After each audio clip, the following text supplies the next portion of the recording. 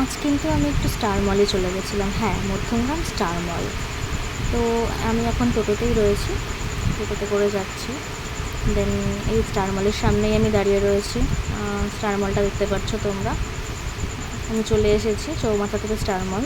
দেন আমি এখন হেঁটে হেঁটে এন্ট্রি নেব ভেতরে। এই যে চলে এসেছি, ঢুকছি ভেতরে। তো আমি ন্যাচারালি স্কেলেটারে উঠি না, আমি লিফটে করেই যাব।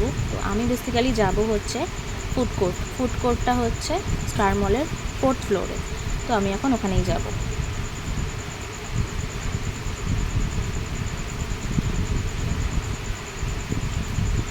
এই যে দেখো, চলে এসেছি 4th ফ্লোরে। ওই যে সামনে যেটা দেখতে পাচ্ছ, হ্যাঁ ওই যে এটা, ওটাই হচ্ছে ফুড কোর্ট। তো এখন আমি ঢুকবো এখানে। ঢুকেই দেখি ওয়াও কি ভিড়! এত ভিড় তো আমি এক্সপেক্টও করিনি।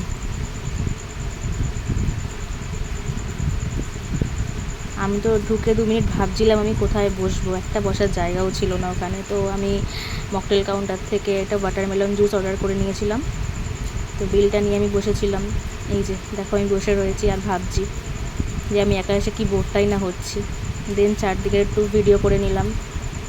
কত মানুষ তোমরা নিজেরাই দেখো, আমিই মনে হয় শুধু একা বসেছিলাম এখানে। এই যে তারপর আমার ওয়াটারমেলন জুস চলে এসেছিলো, বাট ড্রিঙ্কসটা কিন্তু সত্যি খুব দারুণ ছিল। দেন প্রচণ্ড খিদে পেয়েছিলো বলে আমি ওয়াও মোমোতে চলে গেলাম। তো ওখান থেকে আমি চিজ মোমো অর্ডার করেছিলাম। হ্যাঁ, স্টিম মোমোটাই অর্ডার করেছিলাম, আমি প্যান ফ্রাইড অত পছন্দ করি না।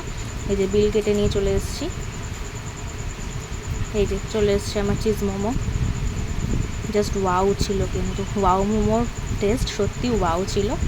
দেন বাড়ি ফেরার পালা, আবার চলে গেলাম খেয়ে দে টোটো ধরে বাড়ির পথে। আর বাড়ি আসার সময় যেটা একটা সারপ্রাইজ ছিল, আমার পাশের বাড়ির একজন আমাকে এই গিফটটা দিয়ে বলল এটা আমার জন্য সারপ্রাইজ গিফট। একটা বৌদি বলতে পারো, কাকিমা বলতে পারো। তো খুলে দেখি